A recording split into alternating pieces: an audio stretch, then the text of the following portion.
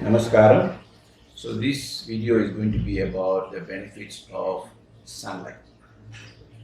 What has gone wrong with our living is that modern living, 95% of our life is spent indoors.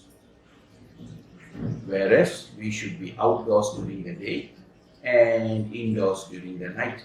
This is completely reversed for most of us. So when you spend 95% of your time indoors, you are exposed to artificial blue light.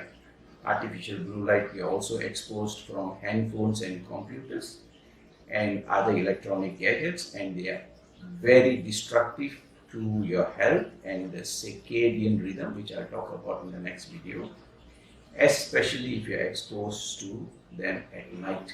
This is why I always advise sleep early. Do not expose yourself to handphones and computers too much during the night. Limit as much as possible. And in the morning, if you want to re-establish your rhythm, then you must be exposed to the morning sunlight, that is before 9 a.m. So let's look at solar spectrum. Okay, so solar spectrum has got different frequencies, and there are two types. One is non-visible light and the visible light in the center. So up to 400 nanometers is the UV light, of which we have UVA, UVB and UVC. UVB, you make vitamin D, and the UVA, B and C, there are also numerous other benefits.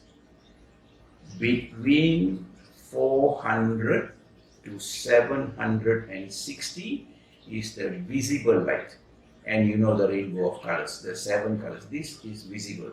What you see as white outside is actually composed of all the 7 colors. And in the morning you see mostly blue, and at night you see the red.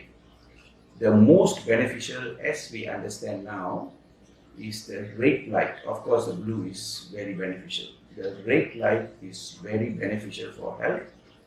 Now, from 760 to 1400 nanometers frequency is infrared light.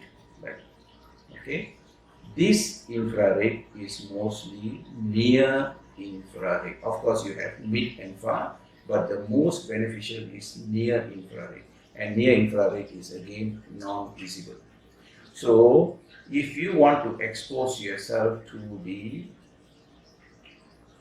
near infrared and the visible lights, you must be out in the sun before 9 a.m. That's when you get these two. Whereas if you want to make your vitamin D and you want to get other benefits of UV light, then you must be outside after 10 a.m. That's for local time. What is the difference?